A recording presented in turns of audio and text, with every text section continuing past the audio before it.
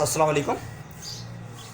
अॼु पाण छा प्रैक्टिस कंदासीं, ठीकु आहे। प्रेज़ेंट इंडेफिनिट टेंस ऐं ॿियो छा past indefinite tense and future indefinite tense and present to be tense. पाण इहो छा टेंस कवर करे छॾिया, ठीकु आहे। हूअं तव्हां बि पंहिंजो चई हाणे ॾिसो प्रेज़ेंट इंडेफिनिट टेंस खे तव्हां जस्ट लाइक प्रैक्टिस कीअं करे सघंदो या जस्ट मूं तव्हांखे ॿुधायां सपोज़ प्रेज़ेंट इंडेफिनिट टेंस छा आहे। First of all present indefinite tense means action that happens in present time. Action छा आहे, प्रेज़ेंट टाइम थी उनखे चवंदासीं प्रेज़ेंट इंडेफिनिट टेंस। मिसाल तौर कीअं आउं डेली सुबुह जो टाइम पढ़ंदो आहियां, आउं डेली ऑफिस वेंदो आहियां, इहो छा आहे प्रेज़ेंट इंडेफिनिट टेंस आहे, ठीकु आहे न। ऐं ॿियो मिसाल तौरु सिॼ ओभर में उभरंदो आहे, ओलह में लहंदो, इहो छा आहे प्रेज़ेंट इंडेफिनिट टेंस आहे। माना उहो एक्शन जेको बार बार छा थींदो रहे, डेली एक्टिविटी में छा एक्शन थींदो रहे, उनखे छा चवंदासीं प्रेज़ेंट इंडेफिनिट टेंस। सही आहे न। सुबुह जे टाइम आउं स्कूल वेंदो, इहो छा आहे प्रेज़ेंट इंडेफिनिट टेंस आहे। आउं चांहि पींदो, इहो छा आहे प्रेज़ेंट इंडेफिनिट टेंस आहे। सनम शादी जी तक़रीबात में नचे थी या नचंदी आहे त छा आहे, त बि प्रेज़ेंट इंडेफिनिट टेंस आहे। सही आहे न। हाणे ॾिसो सनम, हिन लाइ स्ट्रक्चर थींदी आहे, जीअं स्ट्रक्चर पाण जो स्ट्रक्चर में बनावट चवंदुसि, छा बनावट। सब्जेक्ट उनखां पोइ छा आहे subject verb object plus extension. Subject छा आहे मीन्स डूअर, कम जो कंदड़। वर्ब जेको फर्स्ट फॉर्म प्लस ऑब्जेक्ट माने जंहिं ते असांजा कम जो दारोमदार हुजे, उनखे छा चवंदासीं ऑब्जेक्ट चवंदासीं। उनखां पोइ एक्सटेंशन माने जंहिं जेको सेंटेंस जी माना में छा इज़ाफ़ो ॾेखारे। हाणे ॾिसो आउं अंग्रेज़ी पढ़ंदो आहियां, आउं अंग्रेज़ी पढ़ंदो आहियां या अंग्रेज़ी पढ़ां थो त बि ॻाल्हि साॻी आहे। सही आहे। आई वी यू दे, हिन सां गॾु छा वर्ब सां गॾु ACS कोन लॻाइणो। सही आहे। ही शीट या सिंगल नालो हूंदो छा आहे, सिंग नालो चंदर आहे, जानी आहे, सर जवर आहे, डॉक्टर हादी बख्श आहे, हिन छा कंदासीं पाण ACS लॻाईंदासीं लाज़मी, ठीकु आहे। ऐं जॾहिं आई वी यू दे हिन जो सुवाल या नाकार लाइ कहिड़ो पाण वरी इस्तेमालु कयूं था, नो डू इस्तेमालु, छा प्रेज़ेंट पियो हले, पास्ट में वञूं था, ठीकु आहे। हाणे आउं सुबुह जो सवेर आउं अंग्रेज़ी सिंपल पढ़ंदो आहियां, आउं अंग्रेज़ी पढ़ंदो आहियां, आहे सब्जेक्ट पियो आहे, आहे वर्ब थिया पढ़नि, I study English, I study English कॾहिं पढ़ंदो आहे इन द मॉर्निंग। हिते इन द मॉर्निंग छा आहे एक्सटेंशन आहे। I study English at my centre, आउं सेंटर ते अंग्रेज़ी पढ़ंदो आहियां, हिनखे न करे I do not study English at my centre, आउं सेंटर ते छा अंग्रेज़ी न पढ़ंदो आहियां। सही। हाणे आउं हिते चवां जानी सेंटर ते अंग्रेज़ी पढ़े थो या पढ़ंदो आहे ॻाल्हि, त आउं छा चवंदुसि जानी सिंगुलर आहे, जानी स्टडीज़ इंग्लिश एट सेंटर। सही आहे। अम्मा चांहि मानी पचाईंदी आहे, मदर, अम्मा सिंगुलर आहे। हिते वर्ब कहिड़ो पचाइणु, ठीकु आहे। मानी छा आहे ऑब्जेक्ट, मदर कुक्स मील। सही। पहला सब्जेक्ट उनखां पोइ वर्ब लॻाए ऑब्जेक्ट लॻाए पोइ ऑब्जेक्ट, ठीकु आहे। सब्जेक्ट सिंगुलर त छा कंदासीं वर्ब सां गॾु ACS लाज़मी लॻाईंदासीं। सही आहे। अगरि आउं चवां मदर कुक मील त छा ग़लति आहे, because mother singular then why we can not use ACS in the end of verb. अगरि सब्जेक्ट सिंगुलर त छा कंदासीं वर्ब सां गॾु ACS लाज़मी इस्तेमालु कंदासीं। सही आहे। देन हाणे सिॼ ओभर में उभरे थो, the sun राइज़िस in the east, सिॼ त हिकु आहे त इन जे करे छा द सन राइज़िस, ईस्ट लाज़मी लॻाइणो, द सन राइज़िस किथे इन द ईस्ट। सिॼ जो छा आहे उनजो कमु आहे उभरणु, किथे उभरे थो इन द ईस्ट। ईस्ट छा आहे ऑब्जेक्ट आहे, केॾांहुं हलाए थो and sets in the west. Simple. सही। चंड असांखे ख़ूबसूरत बणाए थो या बनाईंदो आहे त बि ॻाल्हि साॻी आहे। द मून ब्यूटिफाइज़ अस। सही। हिते आउं ॻाल्हि कयां गुलाब जो गुल असांखे ख़ूबसूरत बणाए थो, द रोज़ ब्यूटिफाइज़ अस। सही। सिंपल। हाणे बाबा स्पेशली छा शहर वञे थो, बाबा गोज़ टू सिटी, बाबा सिंगुलर आहिनि त छा आहे वर्ब सां गॾु ACS लॻाइणो, बाबा गो टू सिटी त छा आहे ग़लती। Does Baba go to city त छा आहे सवाल थी, हा सही आहे। प्रेज़ेंट कवर थी। हाणे वेंदव छा पास्ट सिंपल और पास्ट इंडेफिनिट, जंहिंमें छा आहे सब्जेक्ट वर्ब जो हिकिड़ो second form plus object plus छा आहे एक्सटेंशन सेंटेंस। सही आहे। हाणे ॾिसो मूं मानी खाधी, हाणे ईअं हिन जी डेफिनेशन ठाहे action that happened in past 2 minute अॻु में 4 मिनट अॻु में 5 मिनट अॻु में इनखे छा चवंदा आहिनि छो पास्ट सिंपल टेंस आउं सुबुह जो मूं सुबुह जो चांहि पीती मूं सुबुह जो चांहि पी आउं सुबुह जो शहर वियसि मूं सुबुह जो बुक वरितो मूं सुबुह जो मानी खाधी मूं सुबुह जो नाश्तो कयो महिमान सुबुह जो आया कल्ह आउं हैदराबाद वियसि कल्ह आउं ॻोठु वियसि गुज़िरियल महीने आउं ॻोठु वियसि इहो छा आहे this is past simple or indefinite सही आहे इंडेफिनिट पास्ट इंडेफिनिट हाणे हिन में ॾिस सवाल या नाकाल करणु इस्तेमालु कंदासीं हुते पाण डू एंड डस बि इस्तेमालु हिते छा कंदासीं डिड इस्तेमालु हा सही डिड हाणे ॾिस मुंहुं मानी खाधी सब्जेक्ट कहिड़ो मुंहुं खाधी छा आहे वर्ब आहे मानी छा आहे ऑब्जेक्ट इनके ईअं कर आई एट मीट वर्ब जो कहिड़ो सेकंड फॉर्म सही आई एट मीट आउं चवां मूं मानी न खाधी आई डिड नॉट ईट मीट जॾहिं पाण छा डिड इस्तेमालु कंदासीं त छा आहे ए सी एस जेको वर्ब सां गॾु आहे उहा छा सॉरी इहो उते ए सी एस हटियो ॿिए प्रेज़ेंट सिंपल टेंस में हिते छा थी वेंदो जेको सेकंड फॉर्म फ्री कंहिं में ईंदो फर्स्ट फॉर्म सही आहे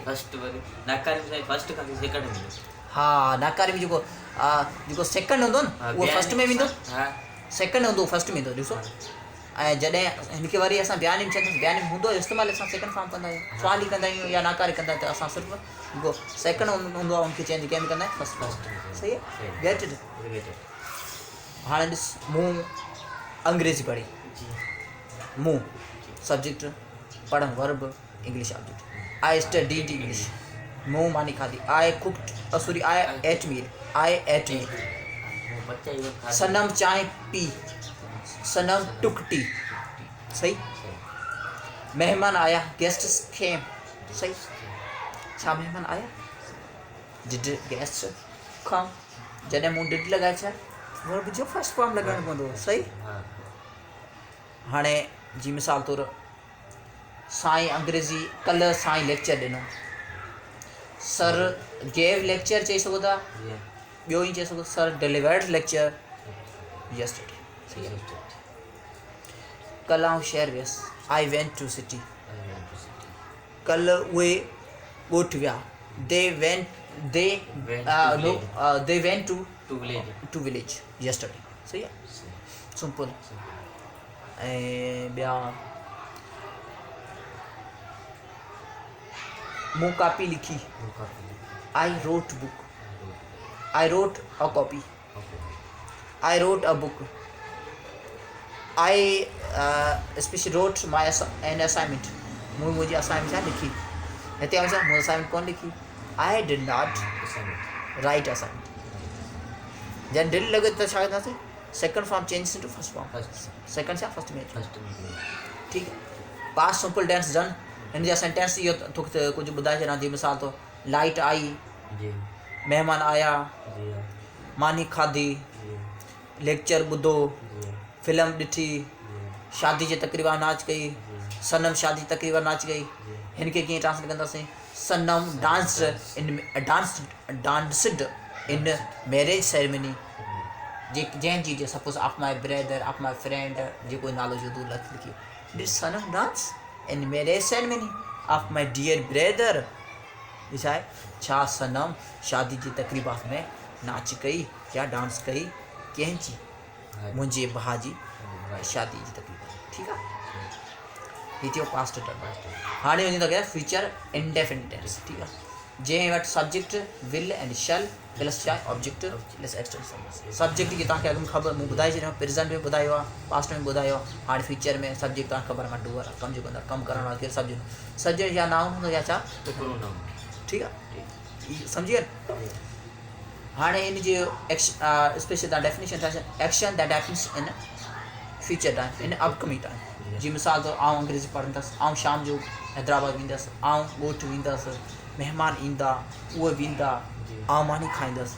आई विल ईट हिते विल ऐं शैल जो त छा तव्हांखे कंफ्यूज हुजे हिते जिते तव्हांखे श्योरिटी हुजे त छा लॻाइजो शैल लॻाइजो श्योरिटी कीअं पक हुजे जंहिंमें आउं ज़रूरु हैदराबाद आई शैल गो टू हैदराबाद आउं हैदराबाद वेंदसि थी सघे वञा या न वञा I will go to Hyderabad सही सिंपल दे विल कम उहे ईंदा sir Jawaharlal will deliver lecture about tense sir Jawaharlal छा लेक्चर ॾींदो. डॉक्टर हादी बख्श लेक्चर ॾींदो. Sir Hadi Bakhsh will deliver lecture about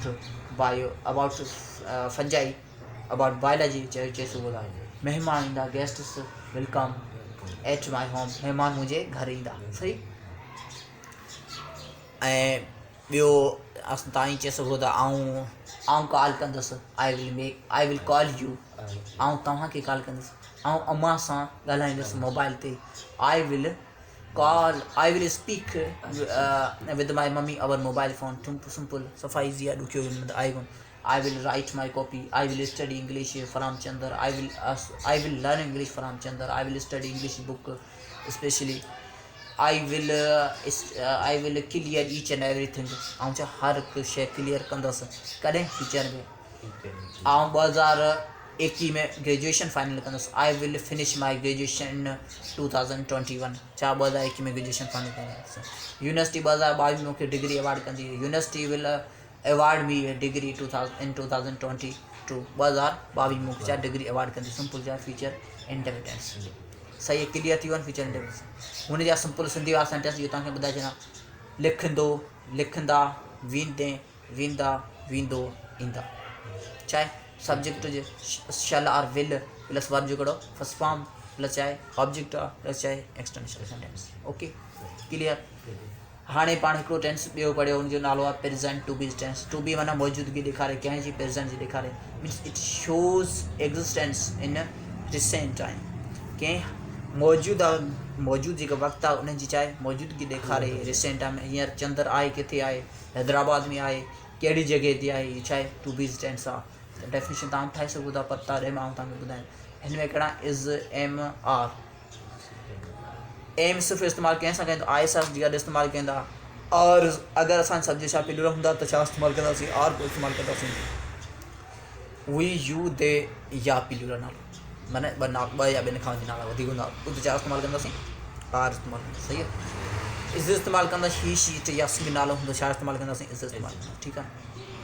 get it सम्झी वञ. इज़ इस्तेमालु कंहिं सां कंदा ही शी इट या सिंग. जे मिसाल ही शागिर्दियाणी आहे. She is a student. हिते आउं छा शी आर स्टूडेंट त छा ग़लति आहे. सही. ऐं ही अंग्रेज़ी पढ़ाईंदड़ आहे. He is a V can say he is English teacher. छा आहे अंग्रेज़ी टीचर आहे, अंग्रेज़ी उस्ताद आहे. He is a English teacher. सही आहे. असां अंग्रेज़ी सिखंदड़ आहियूं. We are learner of English language. Learner माना सिखणु. पर हिते छा सिखंदड़ वारा. हीअ छा आहे जंहिंजे पोयां ई ओ आर या आई ओ आर या मिसाल ओ आर लॻाइनि त छा आहे उहो नाउन आहे. लर्नर सिखणु, लर्नर माना सिखंदड़. हिते छा आहे इहो नाउन वारो कॉन्सेप्ट. त उनजे करे छा आहे इहो छा टू बीज़ आहे. ऐं हींअर ॻाल्हायूं पियो आई एम स्पीकर. सही आहे. You are listener to me. तव्हां छा आहे मूंखे ॿुधंदड़ ऐं छा ॻाल्हाईंदड़. हींअर गिलास में पाणी आहे. देयर इज़ वाटर इन गिलास. गिलास में कुझु खीर आहे. There is some milk in गिलास. ऊन्हारे में सियारे में थधि जाम आहे. इज़ आर टू बीज़ आहे. There is cold in winter. There is cold in winter. छा सियारे में थधि आहे. Is there cold in winter. Simple. Is there cold in winter. छा ऊन्हारे में थधि आहे. ऊन्हारे थधि न आहे. ओके. हाणे मुंहिंजे हथ में पैसा आहिनि, हथ में आहिनि. Money is in my hand. ठीकु आहे. सिंपल. ऐं कमरे में आहियां. I am in room. आई लॻी वियो त छा लॻाईंदासीं एम लॻाईंदासीं. ठीकु आहे. वी लॻी वियो छा लॻाईंदा आर लॻाईंदासीं. असां क्लास में आहियूं. We are in class. We are in class. ठीकु आहे. अगरि हम Visham and especially Jani library में आहिनि त छा 2 सब्जेक्ट आहिनि. Visham and Jani are in library. Ali and Aslam are in library. Ghulam Shah and Chandar are in class. इहो छा आहे दिस वाट दिस इज़ इहो छा आहे हिते आर इन जॻह लॻाइनि था. शब्द छा आहे प्लूरल. सही आहे. सम्झी. ऐं छित ते ॿिली आहे. ॿिली जो कमु छा आहे छित ते विहणु. टिपाडी छित किथे वेंदी आहे. ठीकु आहे. त ॿिली जो कमु छा आहे छित ते. ॿिली छा आहे छित ते आहे. Cat is on roof, simple. बिल्ली कमरे में आए, cat is in roof, sorry is in room, सही है, कमरो चाहे रूम। तोतो पिंजरे में आए, तोतो के चंदा सा parrot, parrot is in cage, cage माने पिंजरो, सही है, केज माने पिंजरो। दिल असांजे अंदर आए, हार्ट इज इनसाइड अस, दिल छा आहे असांजे अंदर आहिनि, heart is inside us. Liver असांजे अंदर आहे, जिगर असांजे अंदर आहे, जिगर, लिवर मीन्स जिगर, लिवर इज इनसाइड अस, छा आहे असांजे अंदर आहे, सही आहे। ज़बान छा आहे माउथ में आहे, वात में आहे, tongue is in my mouth, mouth, simple, सही है। सही मथे तो टोपी आए, कैप इज ऑन माय हेड, हेड, सही, कैप माना ये टोपी है, जो कैप इज ऑन माय हेड। ऐं हथ में किताब आहे, हथ में छा आहे किताब आहे, books special book is in my hand, ही छा हिकिड़ो किताब आहे, त छा लॻंदासीं, इस लॻाईंदासीं, book is in my hand, सही है, book is in my hand, सही है, सही है, समझ में अची बिल्कुल। सही है। Okay, thank you so much.